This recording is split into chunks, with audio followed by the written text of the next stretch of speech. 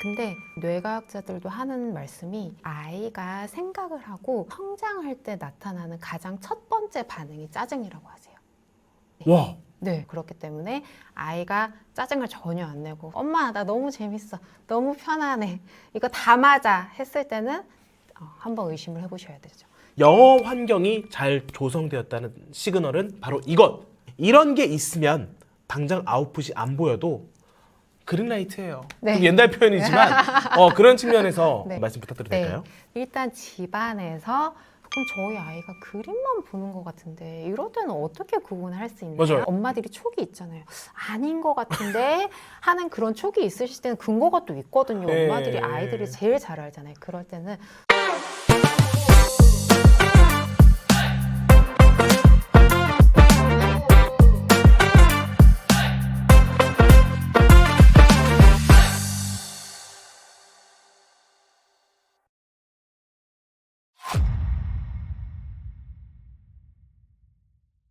안녕하십니까. 실천할 수 있는 교육 인사이트만 드리는 가든 패밀리 브루스 PD입니다. 여러분, 오늘의 가든 게스트는요.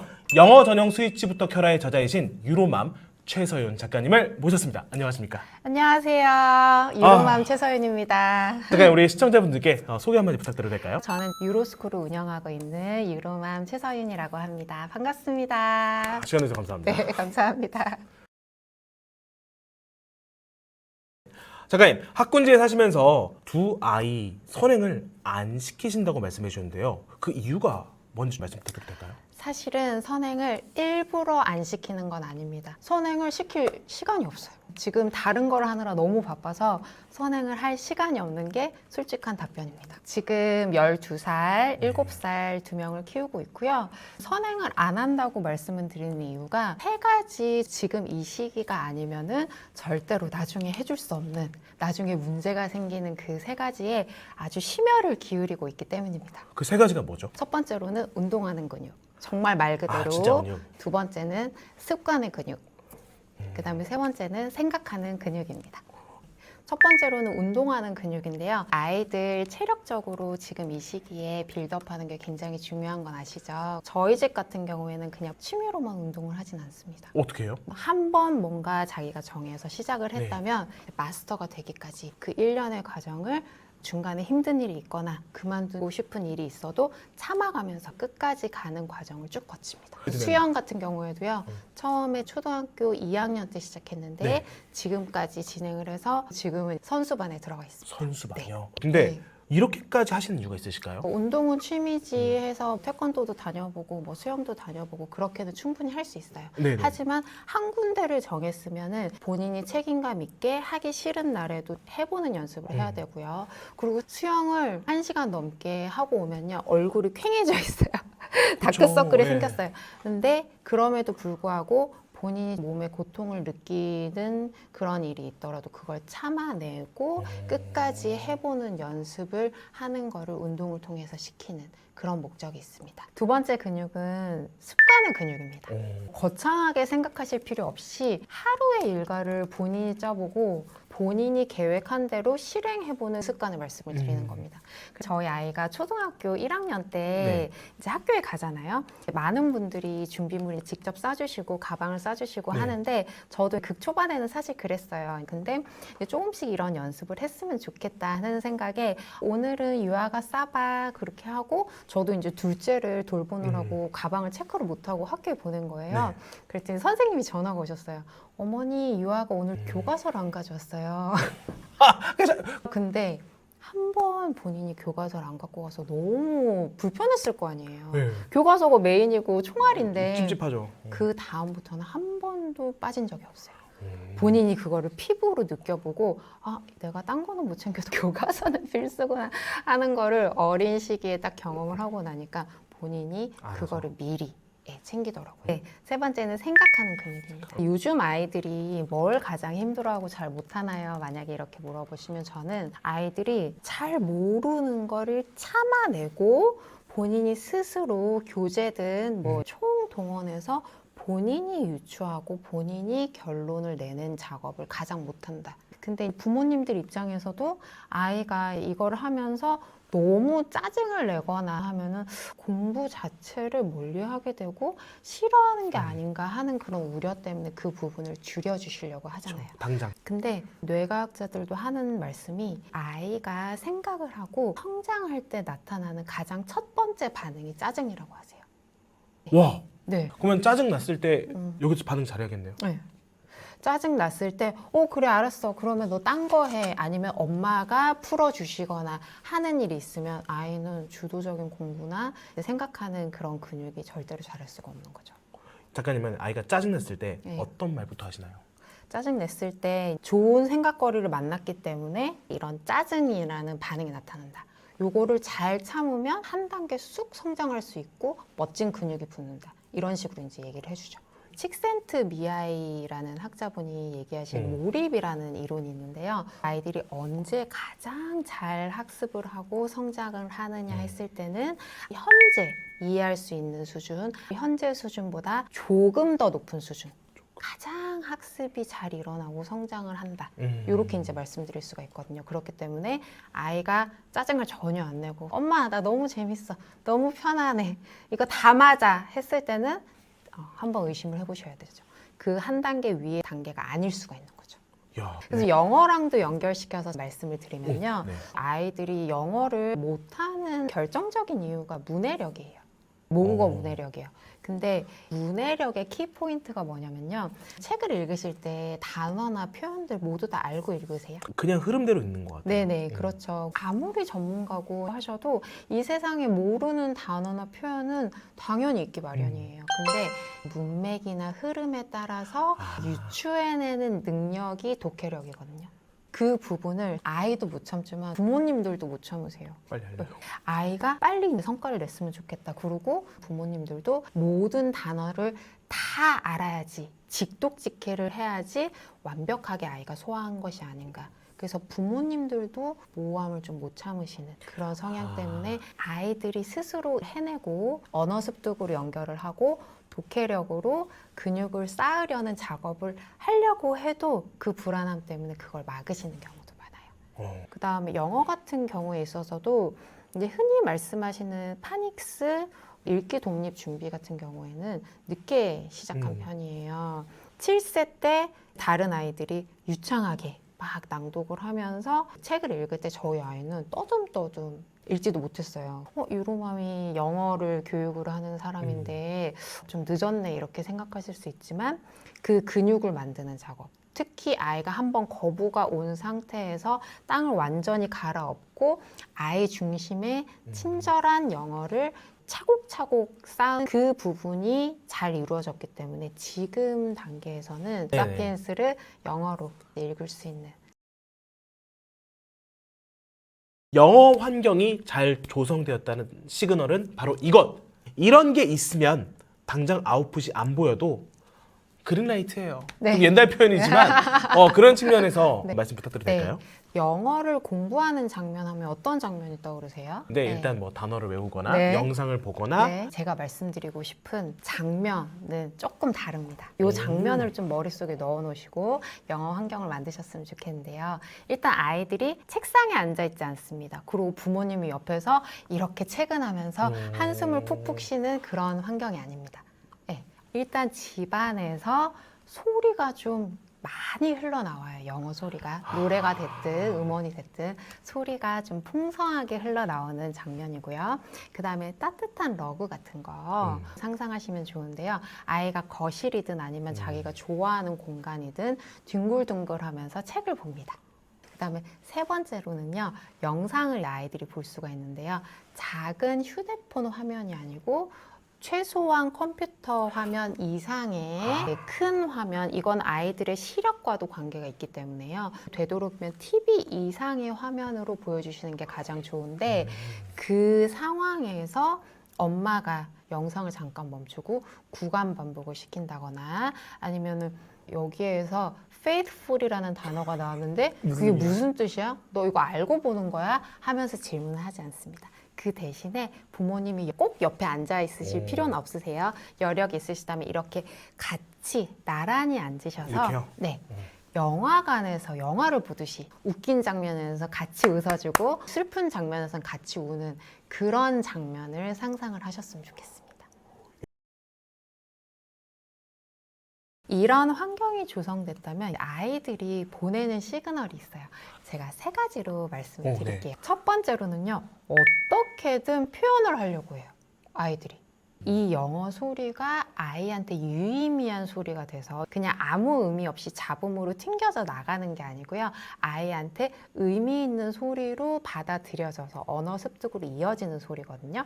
근데 이런 소리가 들어가면요. 꼭 아이들이 유창한 발화가 나오지 않아도 예를 들어서 One Little Finger 이런 노래를 들을 때 One Little Finger up 이런 식으로 동작으로 표현을 하거나 아니면 그 소리를 완벽하지 않아도 발음이 어눌해도 흥얼거리면서 표현을 하거나 아니면 혼자 이제 영상을 보고 나서 아이들이 그 캐릭터에 몰입이 되고 그 내용이 잘 받아들여지면요. 그것도 어떻게든 표현을 하거든요. 외계어를 총동원하고요. 한국말로 섞어서 얘기를 해도 그게 다 긍정적인 청신호의 그린라이트에 해당이 됩니다. 일단 그 영상을 한 자리에 앉아서 5분 이상 집중력 있게 몰입해서 본다는 것 자체도 큰 청신호입니다. 재미없거나 들어오는 게 없으면 절대 한 자리에 앉아서 5분 이상 집중하지 않습니다. 그래서 그거 자체가 시그널이 될 수 있는데요. 또 여기서 굉장히 많이 물어보시는 게 그럼 저희 아이가 그림만 보는 것 같은데 이럴 때는 어떻게 구분을 할 수 있나요? 맞아요. 엄마들이 촉이 있잖아요. 아닌 것 같은데 하는 그런 촉이 있으실 때는 근거가 또 있거든요. 네. 엄마들이 아이들이 제일 잘 알잖아요. 그럴 때는 소리를 정말 안 들릴 정도로 조금 줄여보세요. 그랬을 때 아이가 의외로 엄마 잘 안 들려 이거 왜 이렇게 소리가 작아 하는 반응을 대부분 보이거든요. 그때 굉장히 안심하세요. 아 제가 아이를 오해했네요. 소리 없이 그림만 보고 있는 걸로 오해했네요. 이렇게 안심을 하시면서 좀 좋아하시거든요. 자주 쓰시지는 말고요.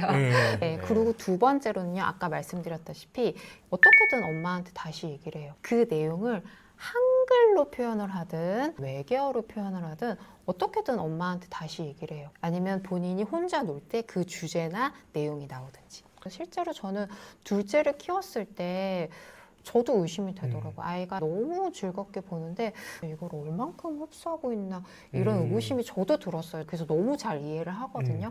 근데 아이가 그걸 본 직후에 바로 저한테 무슨 표현을 한 게 아니고요.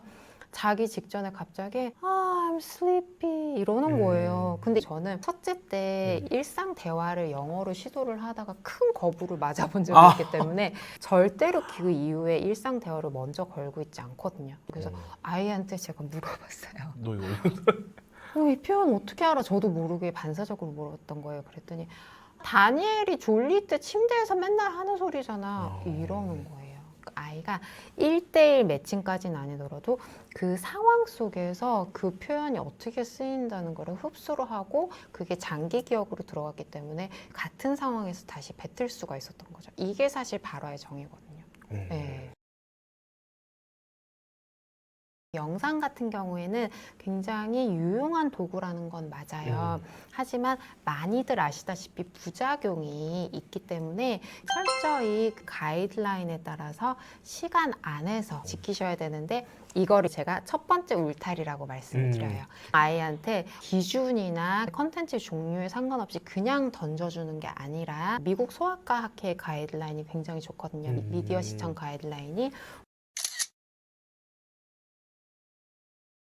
두 번째 울타리로는요, 콘텐츠의 종류입니다. 그래서 아이가 이거를 잘 보니까 영어에 좋으니까 조금 유해하고 자극적이라도 보여주면 괜찮겠지. 하지만 그건 안 됩니다. 네, 그래서 유로스쿨 수강하시는 분들에게는 컨텐츠의 종류를 미리 연령별로 성향별로 꼼꼼하게 현지식 표현을 쓰고 있는지 그 다음에 상업성이나 유해성이나 폭력성, 선정성은 없는지 미리 다 꼼꼼하게 검열 수준으로 해서 그 리스트를 드리거든요. 그 다음에는 그 안에서는 아이들이 골라서 자유롭게 볼 수 있는 것. 보는 과정에서 부모님이 개입하셔가지고 단어 확인하시고 구간 반복해서 외울 때까지 보게 하시고 이런 과정 없이 본인이 스스로 의미를 유추를 해 나가면서 힌트를 총동원해서 그렇게 보는 작업을 말씀을 드립니다. 사실 영어 책하면 마음이 어떠세요? 아, 부담되죠. 네, 부담되고 스트레스고 그 인식을 좀 버리시고요. 네. 이거는 내가 아이랑 놀이하는 도구이다. 소통하는 도구이다 하는 인식을 세팅을 하시고 시작을 하셨으면 좋겠어요. 이거 자체가 놀이 도구가 되는 거예요. 그래서 놀이라고 했을 때는 어떻게 하세요? 예를 들어서 기차가 지나갔습니다 했을 때는 그냥 그렇게 읽으시는 게 아니고 기차 하면은 추추 하면서 소리도 넣어보시고 동작도 같이 추추 하면서 해보시고 지나갈 때도 슝 하는 식으로 이런 부분들을 하시면요.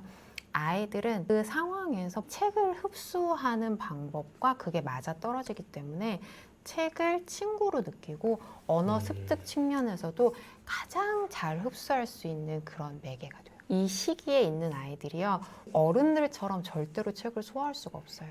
이야기의 흐름을 파악을 하고 다음에 어떤 일이 일어날지 또 등장인물이 어떤 생각을 하고 있을지 인식을 하는 것 자체가 만 4세 이후에 이루어집니다. 그렇기 때문에 그 이전에는 아이들이 한 그림 아니면 한 장면만 보고 그거를 계속 파고들면서 10분이고 20분이고 거기 안에서 힌트를 찾고 거기에 몰입을 하면서 문해력을 쌓아 나가는 게 이 시기 아이들의 특징이거든요. 그렇기 때문에 아이들은 이 그림을 너무 파고들고 싶은데 엄마가 보기에는 아무 의미 없는 리딩이라서 지금 다음으로 빨리 넘어가야지 쭉 읽어야지 했을 때는 이제 아이가 이 책은 나랑 친구가 아니야. 그리고 나의 방식을 존중해 주지 않으니까 리딩 자체도 흥미가 없고 성장을 할 수가 없는 거죠. 사실은 아이들이 영어 그림책이라는 도구가 굉장히 생소해도 훨씬 더 이거를 재미있게 영상을 보듯이 느끼게 할 수 있는 그런 방법들이 있어요. 아, 책 읽는 거를 영상 보듯이요? 네, 어떻게? 꿀팁으로 말씀드릴게요. 첫 번째로는요, 그냥 읽어주시는 게 아니고 소리를 매칭을 해가면서 그림을 짚어주시면 훨씬 의미 유추가 잘 되고 의미 유추가 잘 되기 때문에 흥미를 느낄 수 있습니다. 읽어주실 때 해당되는 소리에 그림을 포인팅만 해주셔도 아이들은 went outside가 무슨 말인지 전혀 몰랐는데 이렇게 나가는 부분에서 엄마가 손가락을 딱 짚어줬어. 그럼 어디 뭔가 나가는 의미겠구나 하는 거를 이해를 할 수가 있거든요. Don't push the button. I said no. No, Melly. 두 번째로는 의성어 의태어 부분은요. 아무리 아이들이 영어 극초반이고 영어 책을 싫어하는 아이더라도요. 이 부분을 활용하면은 훨씬 친근감 있게 활용을 하고 본인도 개입을 해서 같이 읽을 수가 있어요. 예를 들어서 책에 말이 나왔다. 네. 아니면 오리가 나왔다 했을 때 그냥 duck, horse 하고 넘어가시는 게 아니고요. duck이 나오면은 꽉꽉꽉꽉 그 부분은 꼭 해주시고요. 그 다음에 말도 나왔으면 네 하는 소리를 꼭 같이 내보세요. 그러면 아이들이 그 소리 자체가 재밌기 때문에 같이 한번 따라하고 그 책 속으로 들어올 수 있는 매개가 되거든요. 그래서 그 부분은 놓치지 않고 꼭 활용을 해주시는 거 말씀을 드리고요. 그 세 번째로는 책이 아무래도 동사 같은 거를 입체적으로 전달하기가 힘들어요. 예를 들어서 My dad is dancing, my dad is running 이런 단어가 나왔을 때 그냥 한번 읽어주고 끝나면 아이들 입장에서는 재미를 느낄 포인트가 없어요. 근데 그 순간에서 거창한 거 하실 필요가 없고요. 댄싱 할 때 dancing 하고 running 할 때 running. 네.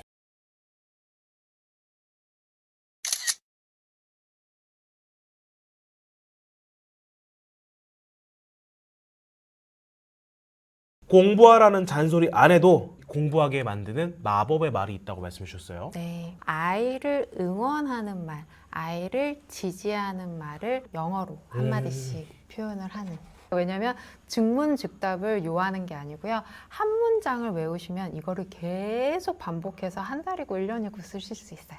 좋습니다. 네, 그래서 이거 그 한번 알려주세요. 부분인데요. 네. 사실 공부하라는 잔소리 아이들이 너무 듣기 싫어하고 효과도 없는 거 잘 아실 네. 거예요. 저도 그걸 알면서 한번 튀어나온 적이 있었거든요. 너 이거 다 했어? 너 이거 끝냈어? 이렇게 얘기한 적이 있었거든요. 그랬더니 첫째가 관련 기사를 검색해서 저한테 보낸 거예요. 엄마가 공부하라는 잔소리가 전혀 효과가 없고 주도성이 있는 아이일수록 더 거부 반응을 보인다. 이제 더 이상 이거는 진짜 안 되겠구나. 그래서 제가 큰 충격을 받은 기억이 있는데요. 아이 자체의 역량을 더 믿어주고 너가 이런 거를 가지고 있어 하는 부분을 더 부각시켜주는 그런 말 자체가 아이들이 스스로를 믿을 수 있고 엄마가 항상 나를 응원해 주는구나 하는 감을 잡을 수 있는 그런 단어가 돼서 실제로 정말 하기 싫고 고통스러울 때 그 부분이 작용을 해서 아이들에게 훨씬 더 긍정적으로 효과적으로 작용을 한다는 거 말씀드리고 싶고요. 일화를 하나 말씀드리면 어떤 성인분이 취업도 안 되고 너무 힘든 상황에서 극단적인 선택을 하시려고 했대요. 근데 그 마지막 순간에 엄마가 항상 해주던 그 말이 귓가에 울려가지고 중단했다고 하더라고요. 너는 사랑받기에 충분한 아이고 엄마는 너를 어떤 순간에도 사랑해, 이 말을 매일 해주셨대요. 근데 그게 극단적인 선택을 하려는 순간에 귓가에 정말 누가 말해주는 것처럼 울리면서 마음을 접고 내려왔다고 하더라고요. 엄마의 그런 마음을 알고도 차마 그런 선택을 할 수가 없었대요. 네, 요거를 활용하실 때는 두 가지 포인트를 말씀드릴게요. 아이가 편안한 상태에서 하루의 상황 중에서 딱 매칭을 해주세요. 그래서 저 같은 경우에는 아이가 등교를 하는 순간에 문을 열고 나가는 순간에 계속해서 반복적으로 얘기를 해주거든요. You're beautiful and confident 이렇게 얘기해주면은 아이도 bye 하면서 기분 좋게 가요. 또 두 번째로 말씀드리는 거는 그렇게 이제 말만 해놓고 너를 응원한다 해놓고 뒤로는 너 그래가지고 진짜 이거 한 거야? 말만 그렇게 한 거 아니야? 이렇게 행동이 또 따로 가면 아이들이 이질감을 느끼기 때문에 행동까지 같이 해주시는 거를 추천을 드립니다. 그래서 훗날에 지금 이렇게 해주시는 부분들이 아이 안에 고스란히 쌓여서 건강한 열매로 나오고 우리 엄마가 어렸을 때 나를 위해서 영어 힘들게 하지 않고 재밌게 하라고 이런 환경을 만들어 주셨어. 진짜 감사해, 고마워 이런 말씀 꼭 들으실 수가 있거든요. 그래서 그 부분에 대한 자부심을 가지셨으면 좋겠습니다. 지금 이 순간에는 함께 듣고 계신 부모님들께 꼭 한번 말씀을 드리고 싶어요. You're beautiful and confident. 이렇게. 가슴이 따뜻해집니다. 작가님 오늘 귀한 인사이트 나주셔서 감사합니다. 초대해 주셔서 감사합니다. 여러분 오늘 영상 어떠셨나요? 오늘 영상이 도움이 되셨다면 구독과 좋아요 부탁드리고요. 우리 최서연 작가님의 신간도서 영어 전용 스위치부터 켜라에도 많은 관심 부탁드리도록 하겠습니다.